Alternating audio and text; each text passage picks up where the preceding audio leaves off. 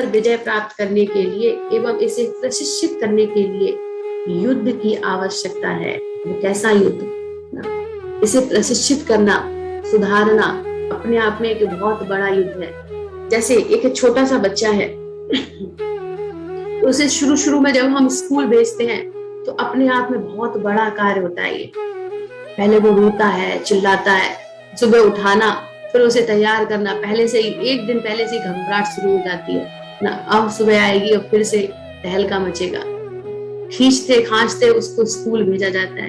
लेकिन फिर जब वही बच्चा बार बार जाता है, उसको कुछ समय हो जाता है, फिर वह उस स्कूल से आने का मन ही नहीं करता, उसे घर से ज्यादा स्कूल में मजा आता है। तो मन को भी हमें ऐसे क्या करना है, मन के साथ युद्ध करना होगा उसे प्रशिक्षित करने के लिए। क्योंकि मन को ऐसे हम प्रशिक्षित करेंगे, क्या होगा? वो एक जगह बैठ के आपकी बात को सुनेगा? कभी नहीं सुनेगा।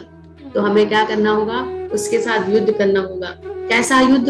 उपेक्षा का युद्ध। हमें मन के विचारों की क्या करनी होगी? उपेक्षा करनी होगी। जैसा कि श्रील प्रभुपाद अपने श्रीमद् भागवतम में के तात्पर्य के 5वें स्कंद के 11वें अध्याय के 7वें श्लोक में लिखते हैं कि जिस एक शस्त्र से मन को जीता जा सकता है वह है उपेक्षा। सिर्फ उपेक्षा के द्वारा ही मन को जीता जा सकता है। मन सदैव हमें कुछ न कुछ करने के लिए कहता रहता है, अतः हमें मन के आदेशों की उपेक्षा करने में पटु होना चाहिए, निपुण होना चाहिए कि हम किस तरह से मन के आदेशों की उपेक्षा कर सके। मन को क्रमशः आत्मा के आदेश मानने के लिए प्रशिक्षित करना चाहिए। मनुष्य को मन के आदेशों का पालन नहीं करना चाहिए। तो मन को सिर्फ हम उपेक्षा करके ही प्रशिक्षित कर सकते हैं। अब कैसे करेंगे मन की उपेक्षा? मन कोई भी कार्य करने को बोलता है ना, तो हमें क्या करना है? डायरेक्ट मन के साथ विद्रोह नहीं करना। मन अगर कोई भी कार्य करने के लिए बोलता है तो हमें क्या करना है? क्या कहना है? हाँ ठीक है, करेंगे ना। थोड़ा सा ये ज्यादा जरूरी कार्य है, इसको कर ले, फिर उसके बाद तो यही करना है ना। जैसे कि हम जाप कर रहे हैं या कोई भी एक्टिविटी, भगवद गीता पढ़ रहे हैं, भागवतम का अध्ययन कर रहे हैं ना, तो मन क्या कहेगा? अभी छोड़ो, अभी रहने दो, पूरा दिन तो पड़ा है, अभी थोड़ा सा टीवी देख लिया जाए, थोड़ा सा मोबाइल में कुछ देख लिया जाए, नहीं तो एक बहुत जरूरी कार्य याद आ गया, व्हाट्सएप पे एक मैसेज भेजना था ना, पहले वो कर लिया जाए, बाद में ये करेंगे। तो हमें क्या करना है? उस मन के विचार की उपेक्षा करनी है और मन को पता भी ना चले कि मेरी उपेक्षा हो रही है। हमें क्या करना है? मन से बताना है, इसको जरा सा हम कर ले, सिर्फ 5 मिनट लगेंगे ना, सिर्फ 5 मिनट लगेंगे करने में, 10 मिनट। उसके बाद तो हमें जो तुम बोल रहे हो वैसा ही करना है और पूरे दिन तुम्हारे ही आदेशों का पालन करना है। जैसा तुम बोलोगे हम वैसा ही करेंगे। तो मन को क्या लगता है? हाँ ठीक है, अब ठीक है, कोई बात नहीं, 10 मिनट की बात है, कर लो। 10 मिनट बाद फिर तो मेरी सुनोगे ना? हाँ बिल्कुल, तुम्हारी ही सुनेंगे। तो मन वहां पे फिर शांत हो जाएगा। 10 मिनट जैसे ही होंगे मन फिर उठेगा, बार बार घड़ी को देखेगा, कब वो 10 मिनट, 5 हुए, 7 हुए, 8 हुए, 10 हुए, हो गए 10, अब तो करो। हाँ ठीक है, अभी करेंगे, जरा सा रह गया, नहीं इसको भी पूरा कंप्लीट कर ले। ऐसे ऐसे करके हमें मन की बातों को, विचारों को पोस्टपोन करते रहना है। तो मन फिर धीरे धीरे जो आप कर रहे हैं वहां पर ही रस है, आनंद है, क्योंकि भगवान की सेवा में ही रस और आनंद है, भगवत नाम में ही रस है, भगवान की वाणी में ही रस है। भगवान का नाम, भगवान की वाणी और भगवान अभिन्न है। तो जहाँ भगवान जहाँ हो, भगवत चर्चा जहाँ हो, तो वहां जब मन को बैठना पड़ेगा जबरदस्ती, तो धीरे धीरे वो प्रशिक्षित हो जाएगा और उसे भी आनंद आने लगेगा। मन हमेशा आनंद ही चाहता है, इसीलिए तो वो संकल्प और विकल्प करता है। उसने पहले संकल्प लिया ये कार्य करना है, लेकिन उसे आनंद नहीं मिला, वहां पे नहीं दिखा, तो मन एक ही पल में विकल्प ढूंढ लेता है, नहीं वहां चलते हैं, वहां अच्छा लगेगा ना, वहां चल के ऐसा करते हैं। वहां पे भी नहीं मिला तो दूसरा विकल्प, तीसरा विकल्प, ऐसे मन विकल्प ढूंढता रहता है और हम मन के दास होकर चलते जाते हैं, चलते जाते हैं। तो हमें क्या करना है? मन को प्रशिक्षित करना है और मन के विचारों की उपेक्षा करनी है। जब हम इसकी उपेक्षा करेंगे तभी हम वास्तविक सुख को प्राप्त कर पाएंगे, वास्तविक आनंद ले पाएंगे। तो श्रीमद् भागवतम में इसके ऊपर एक कथा आती है। एक भगवान कृष्ण उद्धव को अवंती ब्राह्मण की कहानी सुनाते हैं। एक अवंती ब्राह्मण था जो बहुत ही धनी व्यापारी था, लेकिन जितना वह धनी था उतना ही कंजूस था, बहुत ज्यादा कंजूस था। वो अपने धन को ना ही तो अपने ऊपर खर्च करता था, ना ही किसी और के ऊपर, ना तो खुद भोग करता था, ना ही दान देता था, ना ही अपने परिवारजनों पर खर्च करता था।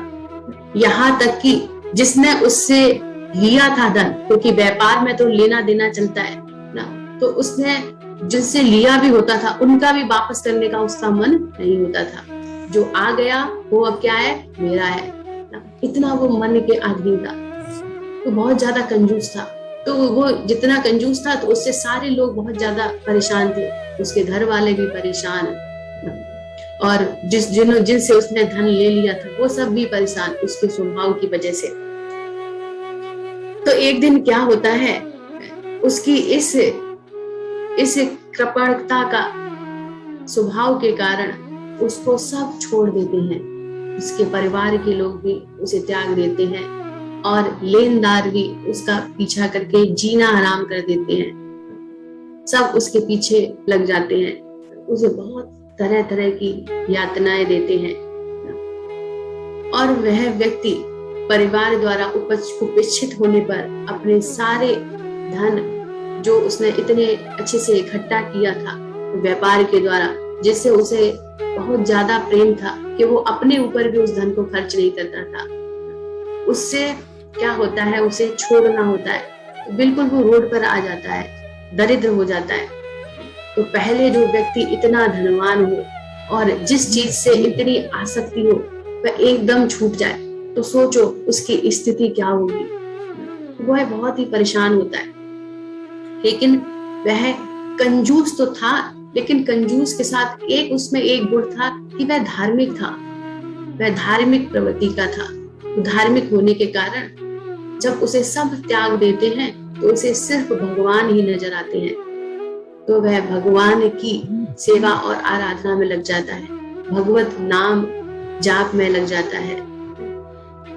तो फिर क्या होता है, वह भिक्षा मांगकर अपना जीवन यापन करता है।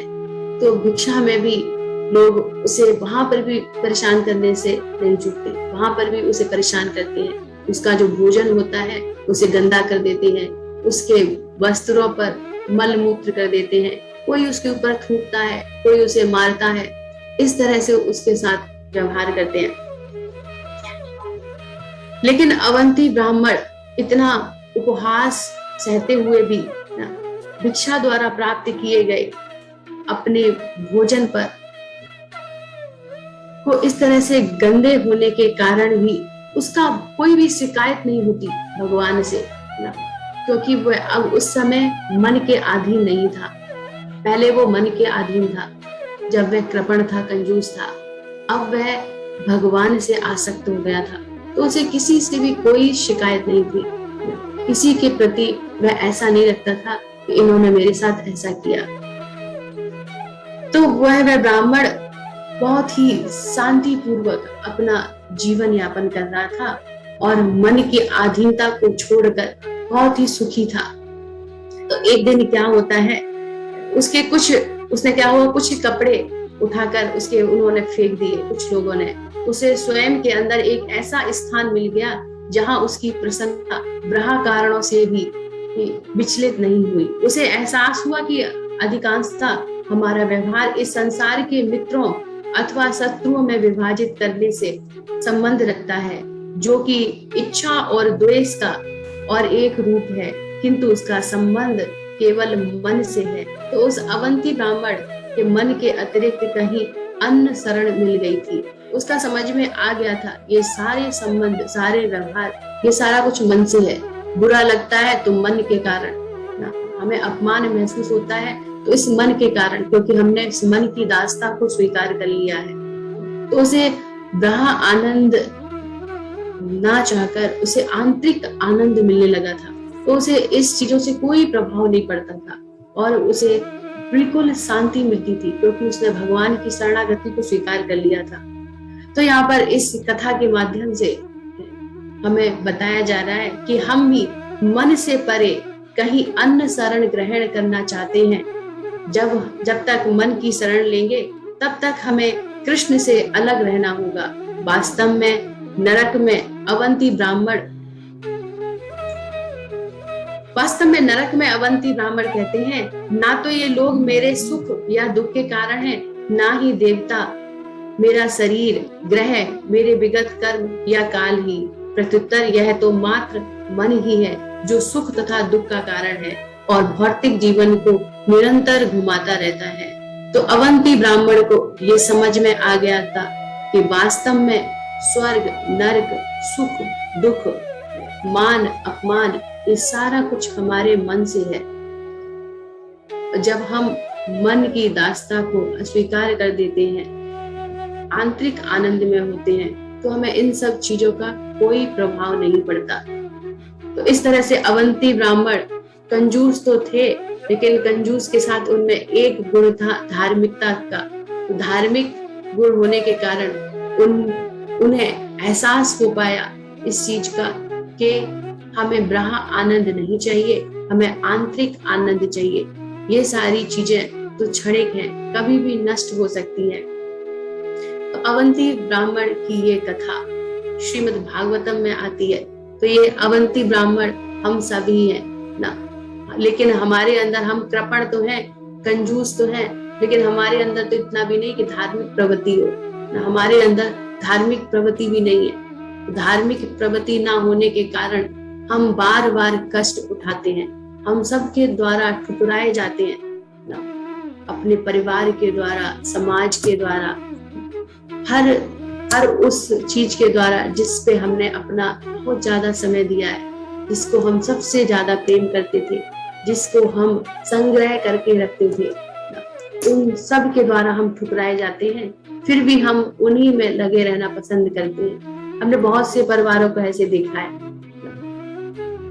कि उनके परिवार में जो एक व्यक्ति है जो सब कुछ कर रहा है, सब कुछ करने वाला है, धन कमा कर लाता है, परिवार का पालन पोषण कर रहा है, सब कुछ करने वाला है, और घर में आकर पिटाई भी खाता है, वाइपर और झाड़ुओं से उसकी पिटाई भी लगती है।